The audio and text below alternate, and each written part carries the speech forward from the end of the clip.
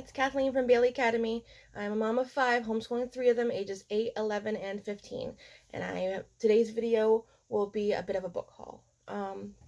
So these books all come from Amazon, .ca, but you could probably find them on .com as well, or wherever you're from. Various things I'm planning to use for this new school year, for various different kids. So this is not like a curriculum all for this child kind of thing yet. Not until I have everything. I don't necessarily buy large amounts of curriculum. It's not in our budget, but I buy some pieces, and then I add to them with free resources that I find online and stuff like that. So the first thing I want to share with you that I thought I was buying was a full-size French workbook for my Rising Grade 3 and Rising Grade 6 to use for the coming year. But apparently they're a lot smaller. So this is the Carson DeLosa French 1. It's just both the same thing or whatever, but they're very skinny. So I guess this is just something to decide what topic we're going to learn about, and then I'll have free resources afterwards. So starts off with it's French 1, so it's the beginning French. So starts off with the alphabet and how you pronounce everything, and then progresses to like this is fruits and animals, seasons, and the weather. And it's just a quick little like write this in, color this in, sports and clothing. Very simple book. The hardest it gets is not really hard. It's still it's all the same even at the end. So it's not exactly what I was thinking of, but it's recommended for grades K to 5. So my grade 6 obviously is above that, but I feel like he needs a refresher. He doesn't know as much French as he should. So that's what we chose. So I have those, just like I said, to start off with, and then I'll find free resources and also Duolingo to supplement. For my, save that for later. Also for both my younger kids, they've never learned cursive, and so I bought the cursive handwriting workbook for kids. This is Modern Kid Press. Learn the art of cursive with funny phrases and activities. So these, again, are both the same. It says ages 6 to 9, but again, my 11-year-old has never learned cursive, so obviously this is the right one for him. So just to give you an idea of what it looks like inside. First, you learn the letters, then the words, numbers and more, sentences, and prompts. So the letters are just like you expect. Trace the B, B, B, and then write your own. Trace lowercase b, and then write your own.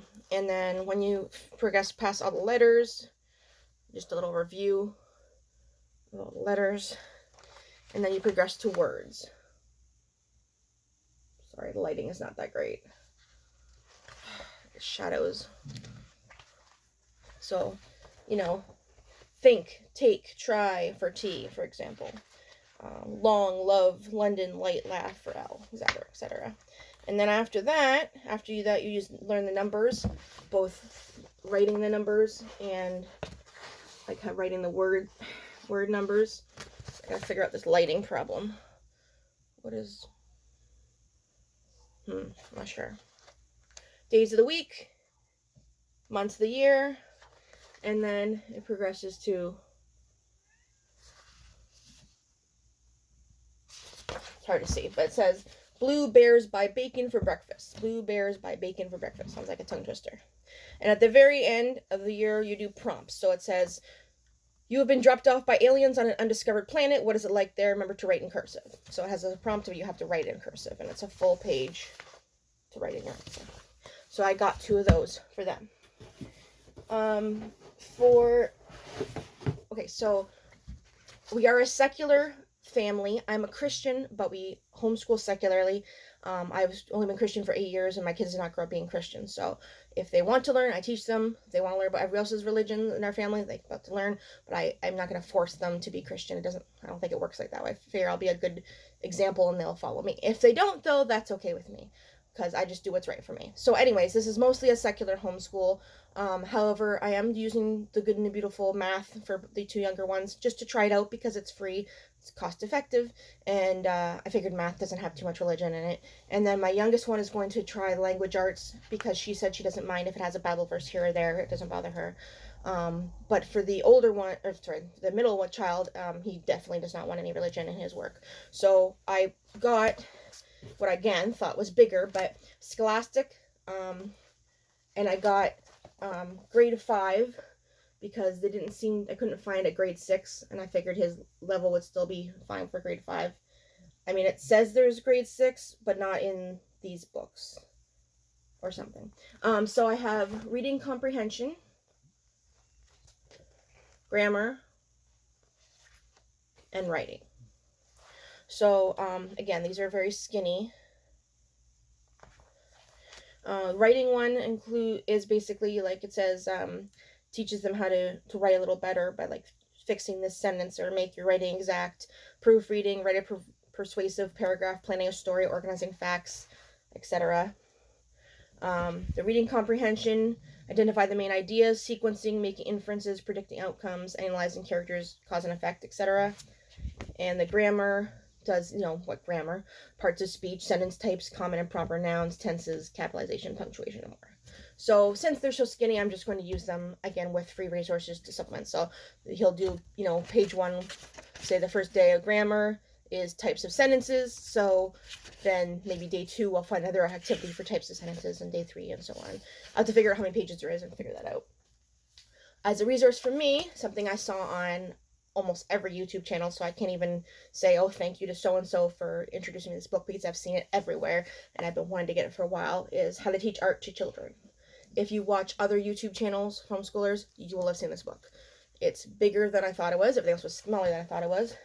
But although lots of bloggers have talked about it, a lot of them didn't show the inside. So it's full color, and shiny paper.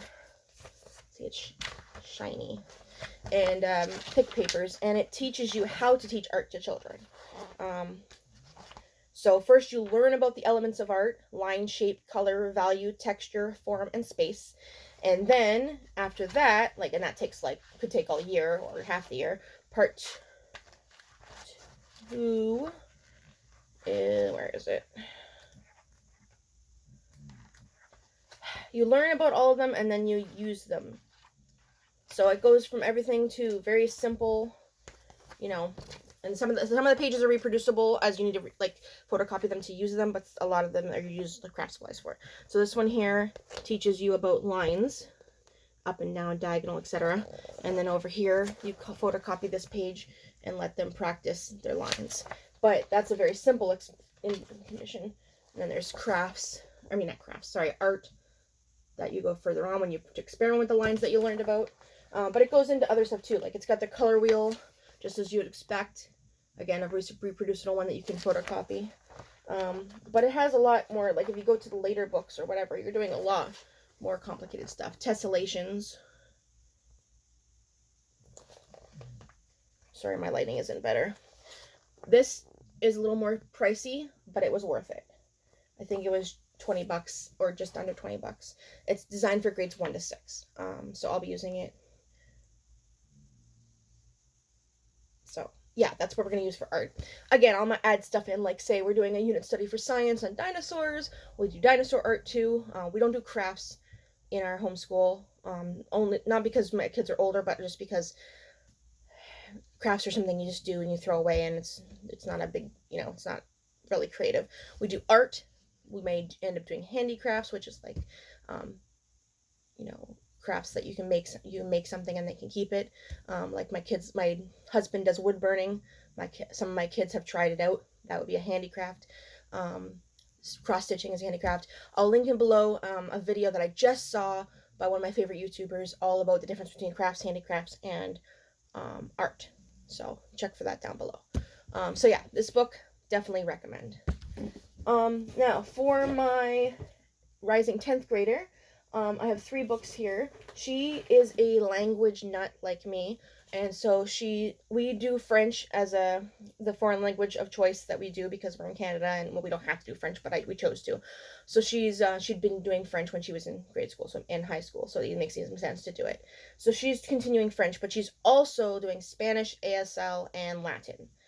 Don't have the Latin stuff here yet, but for Spanish, again, I bought the Carson DeLosa, this time the Spanish 2, even though she knows a little bit of Spanish already, but it's teeny tiny, so it's the same idea. It's just, since this is obviously Spanish instead of French, but since it's number 2, it has more blanks, some more writing. So we'll just use this as a spine, and I'll add in extra materials. I do also have another Spanish workbook that she's not going to work through, but we might use bits and pieces of. And I'll explain more about that in a second. Because for French, we decided to pick up Easy French step by step. Now, the beginning of this is obviously going to teach her stuff she already knows, like the difference between masculine and feminine. But I feel like there's only so much in French I can help her teach, and the free samples can help her teach. So I figure if she, you know, when she's doing the beginning part, say this page has 14 things to fill out. Sorry about that lighting. 14 things to fill out. So if she knows what she's doing, then she can do a couple and then she can move on. And then when she gets to the further, more complicated things, like learning verbs, irregular verbs and conjugations and past tense and stuff like that, then she can do all of it. And if this takes us more than 1 year, that's okay because she's going to do French every year. So yeah, this is a thick book and it covers a lot. This is a full, like I said, it's not a homeschool curriculum. It's like a book to learn on your own. But starts off with, you know, gender and plural nouns, and then verbs, être, and avoir, days of the month, regular ER verbs, regular IR verbs, and numbers and dates, present tense, spelling changes, prepositions, irregular verbs, possessives, demonstratives, comparatives, and adverbs, then negative expressions, past and future tense, and subjunctive. So it's very thorough. And last but not least for this book haul, she's going to be doing astronomy. She's a science nut, and as well as the language nut. And she may go into college for astronomy, so she definitely needed to do an astronomy course. I couldn't find one that I could afford anyway of a like full astronomy set. So the best thing I could find was this Astronomy, a Self-Teaching Guide. There's the front of it. It's this is the 8th edition by Dinah L. Mosh. I'm not sure how to say that. This is from Wiley, one of my favorite publishers. I do get stuff from them for review often, but I did not get this for review. I just bought this. So it's supposed to be for teaching yourself. So it starts off with the easy stuff, but it's still like for high school or above. It's not like this is the name of the planets, you know. It's gonna here's a little lighting's not great, but I'll show you. Sorry, I don't know why it's got the shadow of that in there. You see? It's blurry. I don't know if you can see this or not. I don't think you can see. So it goes over, where is it? Cosmic view, understanding the starry sky, lights and telescopes, the stars, the sun, stellar evolution, galaxies, the universe, exploring the solar system, planets, moon, comets, meteors, and meteorites, and life on other worlds, question mark. But it's got graphs, and it's all black and white, but it's got graphs, and it's got information, and then it has like a question based on the information that you can write in the book if you want. And it has a self-test at the end of every chapter. So I like that idea. And it has links to other, like right here, it says, help astronomers discover supermassive black holes. And it has a website that you can go to check that out. And at the back, it also has a list of resources, periodicals, databases online, books that by this author, organizations, almanacs, career information, stunning images online, general astronomy and space exploration, and teaching materials, which I think will come in handy. So we're going to still figure out exactly how this is going to work, and I'll share that in a later video. But for example, if there's 12 chapters, so let's say there was 12 weeks of school because we do semesters, so it wouldn't be a full year. You know, if chapter 1 is pretty much something you could do all in one day, you might break it up and say, read chapter 1 on day 1, and day 2, you read another book about this, like we're going to keep astronomy books in the house. Maybe read a chapter from the other book. Day 3 you may watch a documentary, something like that, or it might be like read chapter 1.1 on day 1 and a small other activity day 2, read 1.2. I'm going to figure that all out, write it all down, and then I'll share it at some point. So that is the end of the Amazon haul. It's not really that much stuff, but I need to get things in little bits. And I was too excited to show you to keep it for another video. So that's it for now, but I have other videos coming. And in fact, in my next video, I'm going to be sharing a bunch of books that another book haul, but it's not ones I bought. It's either ones I got for free or paid very, very little for. All used books. And they're all like children's fiction for the most part, and a little bit of nonfiction.